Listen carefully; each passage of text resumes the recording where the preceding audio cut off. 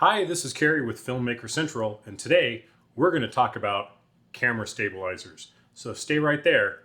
We'll be right back.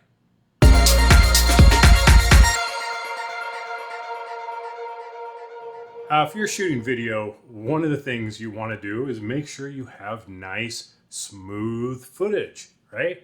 And very few people can handhold a camera and get smooth footage, or even use a shoulder rig and get smooth footage. So what do? You turn to a camera stabilizer system.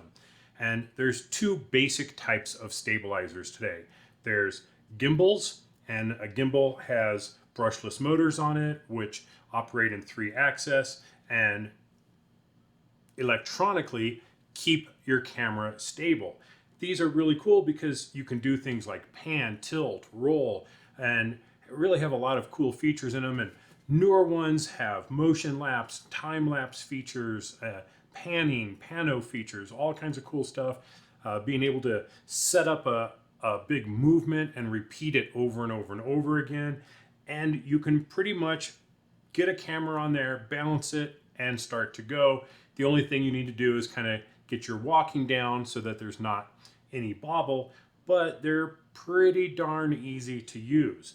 The downside is cost. You're going to be spending, starting off in the very high 300 to 400 range and moving up from there into the $500, $600, $700 range, depending on your camera, the lens combination, and so what size of a gimbal you need.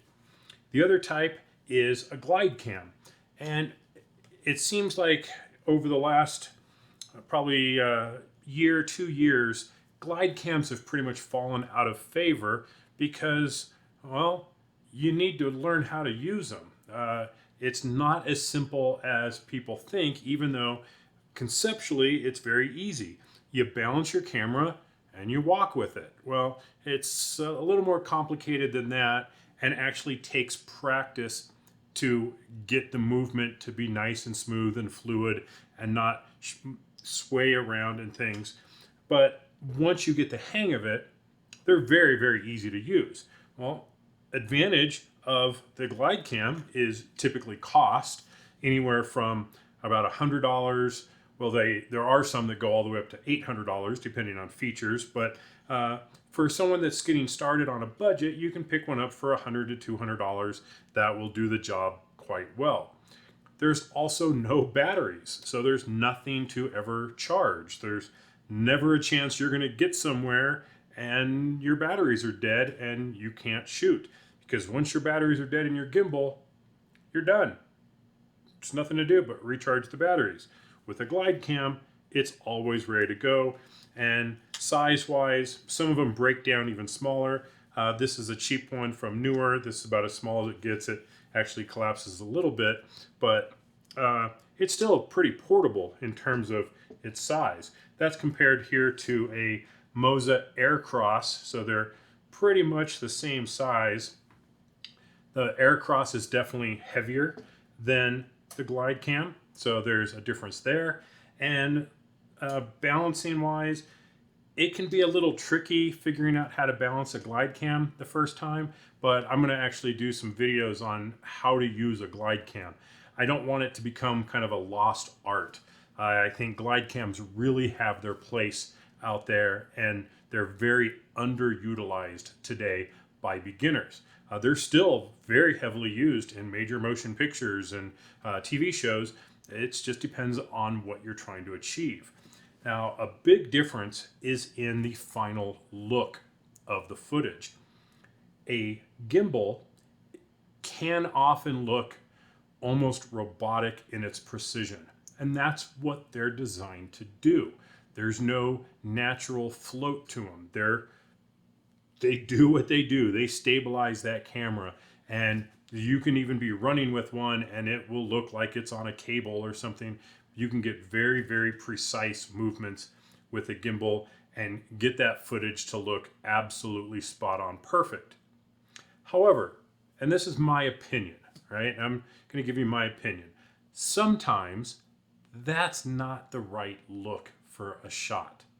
Sometimes you want kind of a more organic look to it than a more mechanical look to it.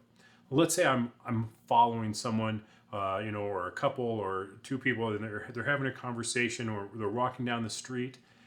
You may not necessarily want that to be absolutely perfect footage like it was on a dolly.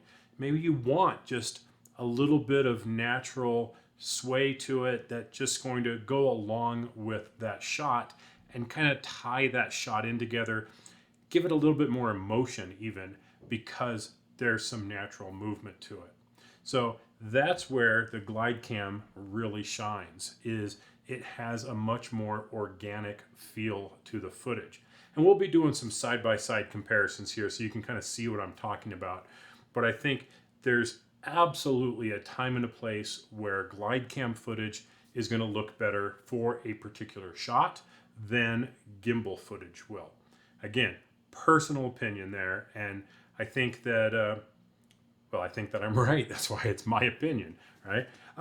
But I think people need to look at these as options again. There's this whole new generation of filmmakers coming in that just think we solve problems with technology, and sometimes we solve them with old technology, I guess, because with a little skill, you can make your own Glidecam. Or, like I said, you can buy one like this cheap for about $100 and get excellent results. So, what should you use to start with? Well, that's a good question. And I suppose the answer is it depends, right? It depends on what look you're going to go for and what your budget is. If you can't budget out $300, $400, $500 for a gimbal, but you need to have stabilization on your camera, well, then go with a Glidecam because you can get one for a fraction of the price of a gimbal.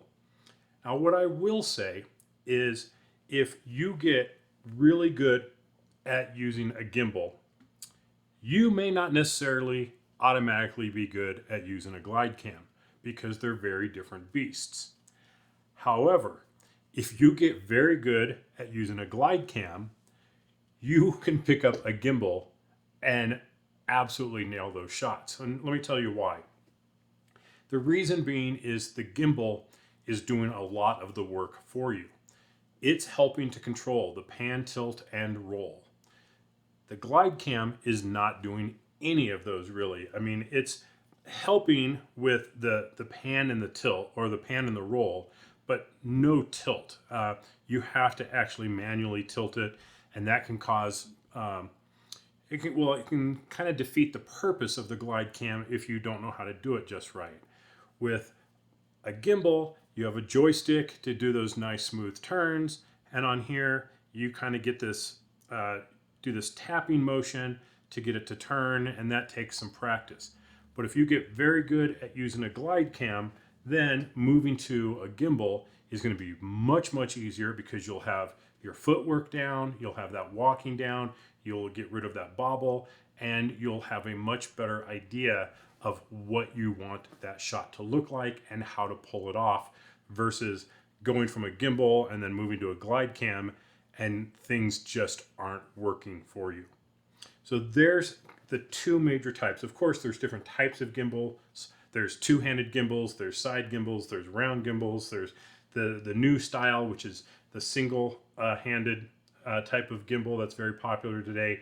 The Mosas, the Zhiyuns, the DJI Ronin S, Ronin SC.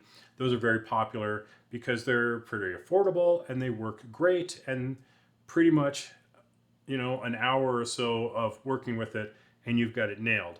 Glidecam's gonna take practice, and I cannot stress that enough, that if you are the type that needs absolute instant gratification on making a purchase and having it work for you, a Glidecam may be a little disappointing right out of the gate because it is going to take some work. It's going to take work to figure out how to balance it. It's going to take work to figure out how to get it all adjusted right. It's going to take some practice on how to move with it and not have it just move around on its own. It's going to take some practice.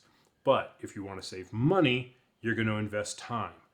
If you want to save time, you're going to invest money. So that's how I break down the two.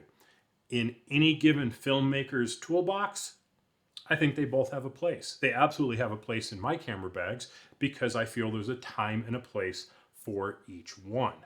Sometimes a gimbal is better than others. Sometimes the Glidecam is going to be better than others. It just depends on what that scene is supposed to look like, the feel that I want for it, the emotion I'm trying to get out of it, and that is going to determine which type of stabilization system I'm going to choose. So as I said, I'm going to be doing some tutorials coming up on how to use a Glidecam, how to balance it, how to get the most out of it. And if you're looking to get into some stabilization and you want to take a look at the Glidecam, which I highly recommend doing, then look for those upcoming videos on how to get the Glidecam working properly for you. I hope you enjoyed this. I hope it was educational for you. I hope it's going to help you make some good purchase decisions on your hardware.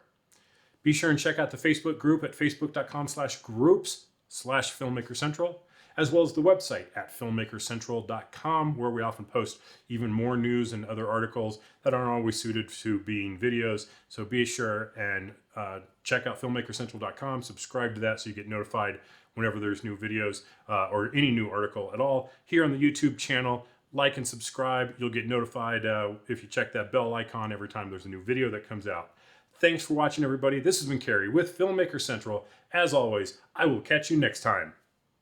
Bye-bye.